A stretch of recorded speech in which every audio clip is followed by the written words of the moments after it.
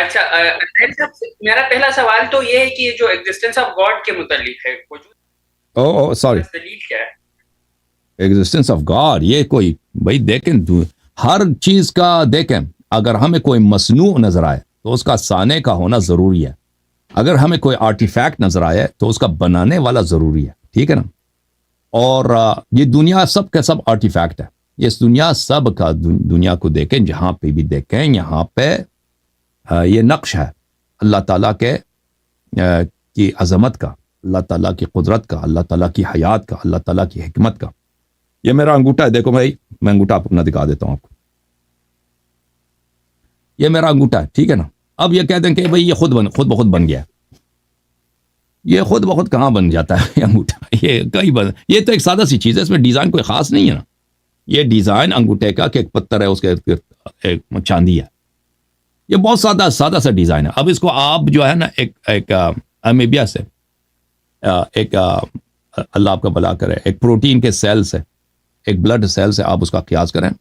یہ سیل جو ہے نا اتنا پیچیدہ ایک چیز ہے. بایولوجی جب ہم پڑھتے تھے کسی زمانے میں، انسان نے جو چیزیں بنائی ہیں نا، اس میں مثلا کمپیوٹر بہت، اس میں ڈیزائن بہت کمپلیکیٹڈ ہوتا ہے. ابھی موجودہ دور میں جو گاڑیاں نہیں آئی ہیں اس میں ڈیزائن بہت لگتا ہے، اس میں انجینئرنگ بہت ہوتا ہے. کمپیوٹر میں انجینئرنگ بہت ہے. آپ کا جو ٹی وی مانیٹر ہے نا، یا کمپیوٹر کا مانیٹر ہے، اس میں بہت ڈیزائن لگتا ہے، انجینئرنگ لگتا ہے. سالوں کا محنت ہے، دہائیوں کا محنت ہے، ڈیکیڈز آف ورک.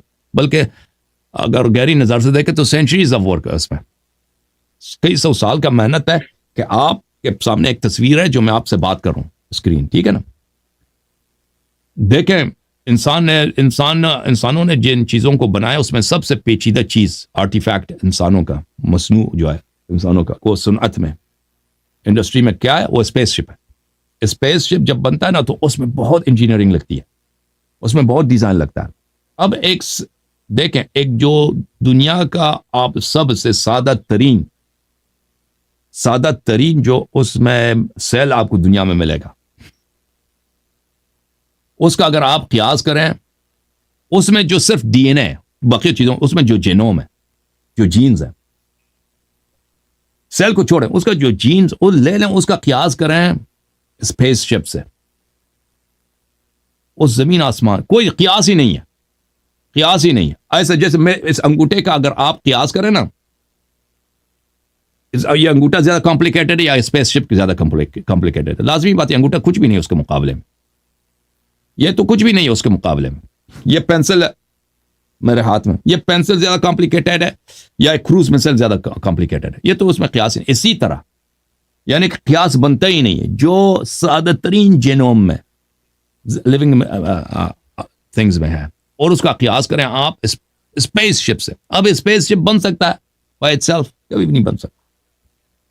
تو یہ تو اللہ تعالیٰ ہر طرف دیکھیں میرے بھائی، ہر طرف اللہ تعالیٰ کی عظمت کی نشانی، ہر طرف اللہ تعالیٰ کی حکمت کی نشانی، ہر طرف دیکھیں اللہ تعالیٰ.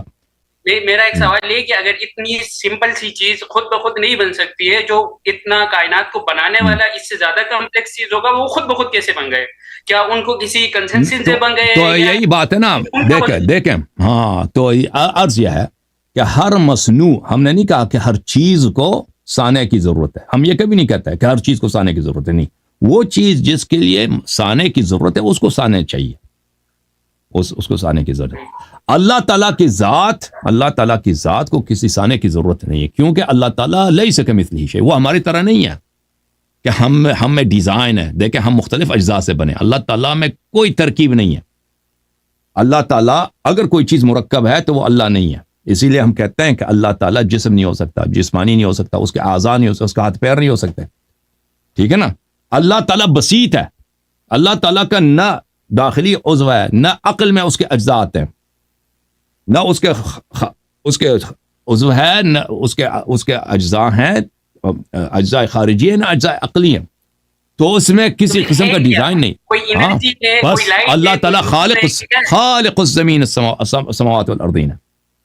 صرف اس کی ہستی کو ہم، ہاں، وہ ہمارے اور آپ کی طرح نہیں ہے کہ دیکھ کے بتائیں کہ یہ کیا ہے. اللہ تعالیٰ آنکھ سے نظر آنے والی چیز نہیں ہے.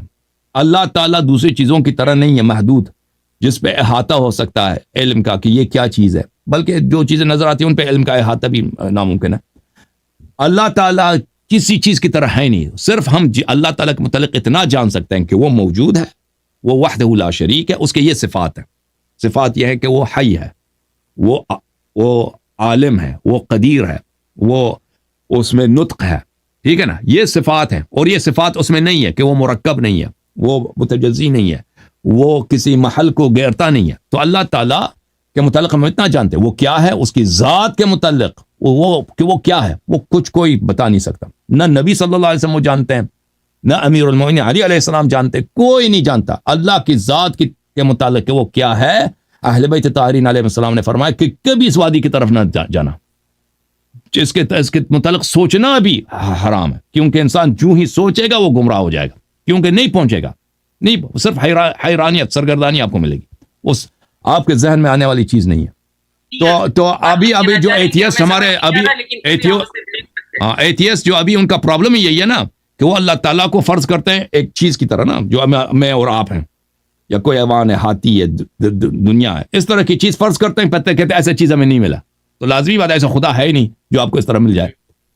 ایتھیسٹ جس خدا کو نفی کرتے ہیں نا وہ صحیح کہہ رہے ہیں, اس طرح کا خدا نہیں ہے, کیونکہ ان کے ذہن میں ایک تصور ہے جیسے میں اور آپ ہوں نا, کہ اب میں اور آپ ہیں, محدود اشیاء ہیں, مثلا میں کرسی پہ بیٹھا ہوں, آپ سامنے بیٹھے ہیں, گفتگو کر رہے ہیں. اللہ بھی اسی طرح کوئی چیز ہوگی آسمان میں, داڑھی ہے بھائی, وہ ادھر سے دیکھ رہا ہے, بادشاہ ہے, سر پہ تاج ہے, اس کے ہاتھ میں ڈنڈا ہے, ملائکہ کے افواج ادھر ادھر پھر رہے ہیں, تخت پہ بیٹھا ہے, کبھی ادھر دیکھ رہا ہے, کبھی ادھر دیکھ رہا ہے, ٹھیک ہے نا, اوپر جاتا ہے, نیچے جاتا ہے. وہ اس آسمانی مخلوق, وہ تو پھر وہ اس کے متعلق آپ کہہ سکتے ہیں وہ کون ہے, وہ کیا چیز ہے, کیا کھاتا ہے, کیا پیتا ہے, کیا پہنتا ہے, وہ تو کہہ سکتے ہیں اس کے متعلق کہاں ہے.